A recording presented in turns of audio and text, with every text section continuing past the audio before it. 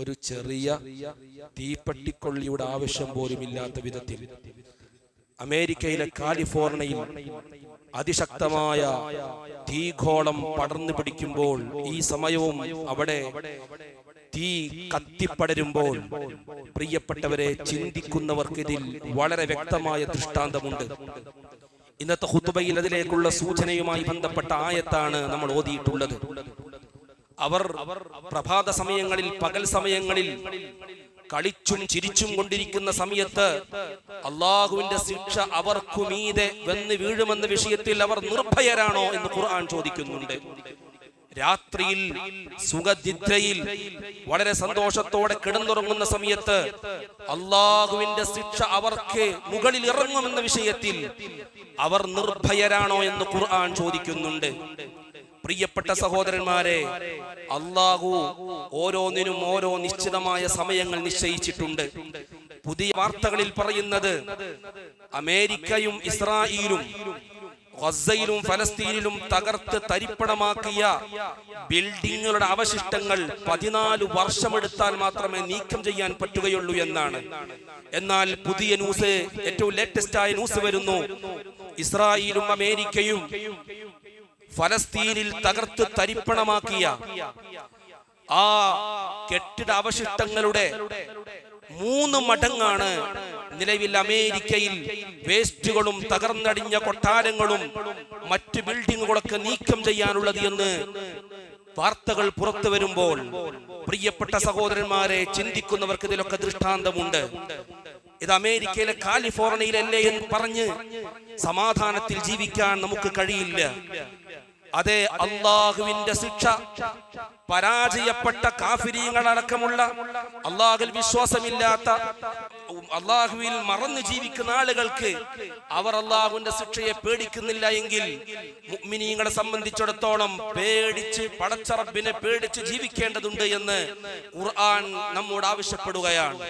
പ്രിയപ്പെട്ട സഹോദരന്മാരെ, അതുകൊണ്ട് സുഹൃതങ്ങൾ നമ്മൾ ധാരാളം ചെയ്യുക.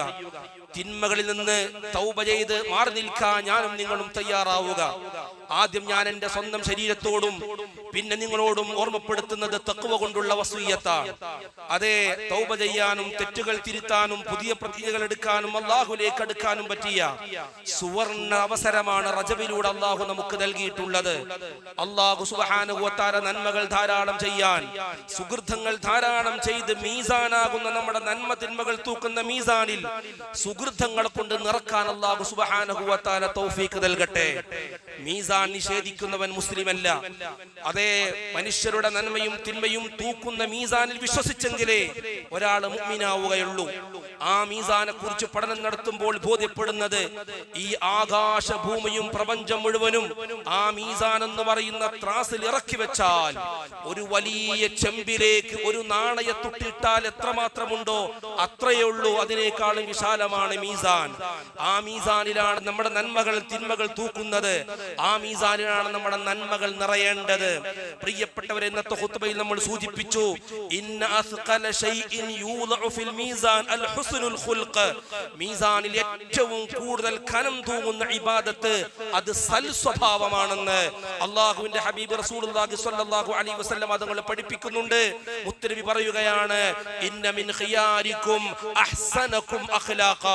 നിങ്ങളിൽ ഏറ്റവും നല്ലവർ സ്വഭാവം കൊണ്ട് നല്ലവരാണെന്ന് മുത്തു റസൂൽ സല്ലല്ലാഹു അലൈഹി വസല്ലം തങ്ങൾ പഠിപ്പിക്കുകയാണ്. അതുപോലെ വമിമ്മാ യംലഉൽ മീസാൻ, മീസാൻ നിറക്കുന്ന അമലുകളിൽ പെട്ടതാണ് അത്തസ്ബീഹു വത്തഹ്മീദു. തസ്ബീഹും തഹ്മീദും മുത്തനബി സല്ലല്ലാഹു അലൈഹി വസല്ലം തങ്ങൾ പറയുന്നുണ്ട്, വത്തസ്ബീഹു നിസ്ഫുൽ മീസാൻ. അതേ, അല്ലാഹുവിനെ അറിഞ്ഞ് ചൊല്ലേണ്ട രൂപത്തിൽ മനസ്സറിഞ്ഞ് അല്ലാഹുവിന്റെ പരിശുദ്ധിയെ ഞാനും നിങ്ങളും വാഴ്ത്തുകയാണെങ്കിൽ, സുബ്ഹാനല്ലാഹ് എന്ന് പറയേണ്ട വിധത്തിൽ പറയുകയാണെങ്കിൽ മീസാന്റെ പകുതിയോളം നിറയാൻ മാത്രം ആ തസ്ബീഹിന് പവർ ഉണ്ടെന്ന് മുത്തു റസൂൽ സ്വല്ലല്ലാഹു അലൈഹി വസല്ലം തങ്ങൾ പഠിപ്പിക്കുന്നു. കഴിഞ്ഞ അഞ്ചിലെ മുത്തനബി പറയുന്നു വൽഹംദുലില്ലാഹി യംലഉൽ മീസാൻ. അൽഹംദുലില്ലാഹ് എന്ന ദിക്ർ മീസാൻ നിറയാൻ മാത്രം പവറുള്ള ദിക്റാണ് പ്രിയപ്പെട്ട സഹോദരന്മാരെ.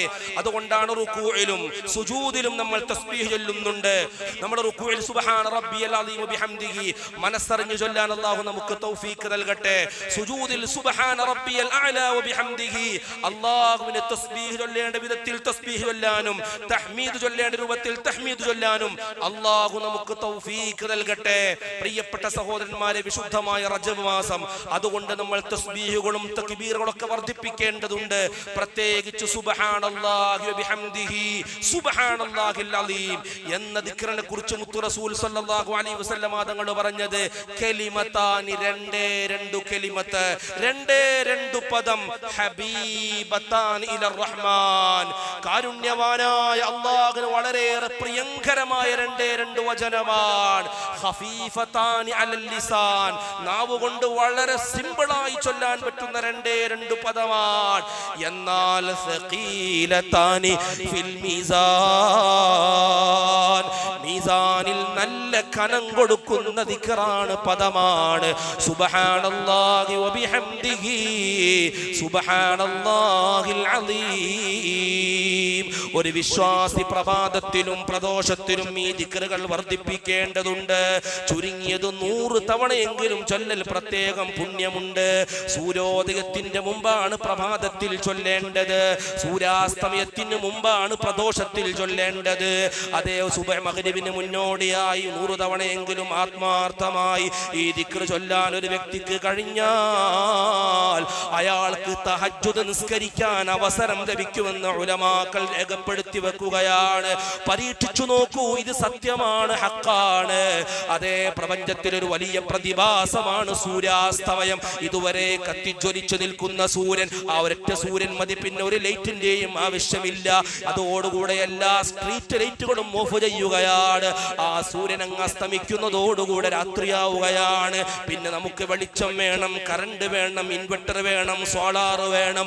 പ്രിയപ്പെട്ടവരെ, പടച്ച റബ്ബിന്റെ പ്രതിഭാസങ്ങൾ ചിന്തിച്ചുകൊണ്ട് അല്ലാഹുവിന്റെ പരിശുദ്ധിയെ ഞാനും നിങ്ങളും വാഴ്ത്തേണ്ടതുണ്ട്. സുബ്ഹാനല്ലാഹ്, അവൻ എത്ര പരിശുദ്ധവാനാണ്. അവന് ബോംബിന്റെ ആവശ്യമില്ല, അവനൊരു നാടിനെ നശിപ്പിക്കാൻ ഒരു തീപ്പെട്ടിക്കൊള്ളിയുടെ ആവശ്യം പോലുമില്ല. അതുകൊണ്ട് പ്രിയപ്പെട്ടവരെ, ഉടമയായ റബ്ബിലേക്ക് മടങ്ങുക. ഈ പ്രപഞ്ചം മുഴുവനും പടച്ച റബ്ബിനെ ചിന്തിക്കാനുള്ളതാണ്. ഈ ലോകത്തെ കുറിച്ച് ആലം എന്നാണ് പറയുന്നത്. അറബിയിൽ ആലം എന്ന് പറഞ്ഞാൽ അതിന് അടയാളം എന്നൊരർത്ഥമുണ്ട്. ഈ ലോകം മുഴുവനും അല്ലാഹുവിലേക്കുള്ള പ്രപഞ്ചാധികാരിയായ ഉടമയായ സൃഷ്ടാവായ അല്ലാഹുവിലേക്ക് നമ്മെ നയിക്കുന്ന അടയാളമാണ്. അല്ലാഹുവിന്റെ ദൃഷ്ടാന്തങ്ങളിൽ ചിന്തിച്ച് പടച്ച റബ്ബിലേക്ക് അടുക്കാൻ അല്ലാഹ് നമുക്ക് തൗഫീഖ് നൽകട്ടെ.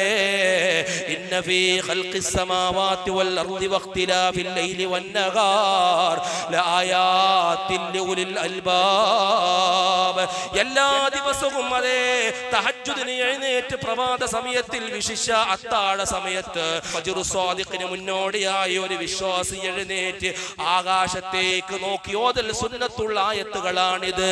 ആൽ ഇംറാനിലെ ഈ ആയത്ത് മുതൽ അവസാനം വരെ ആകാശത്തേക്ക് നോക്കി ഇന്ന ഫീ ഖൽഖിസ് സമാവാതി വൽ അർളി, തീർച്ചയായും ആകാശത്തിന്റെയും ഭൂമിയുടെയും സൃഷ്ടിപ്പിലുണ്ട് വഖ്തിലാഫിൽ ലൈലി വൻ നഹാർ, രാവും പകലും ഇങ്ങനെ മാറി മാറി വരുന്നതിലുമുണ്ട്. ലആയാതിൻ ലിഉലിൽ അൽബാബ്, ചിന്തിക്കുന്നവർക്ക് ദൃഷ്ടാന്തമുണ്ട്. അല്ലാഹു സുബ്ഹാനഹു വ തആല അവൻ അറിഞ്ഞു ജീവിക്കുന്ന അടിമകളിൽ നമ്മെ എല്ലാവരെയും ഉൾപ്പെടുത്തി അനുഗ്രഹിക്കട്ടെ.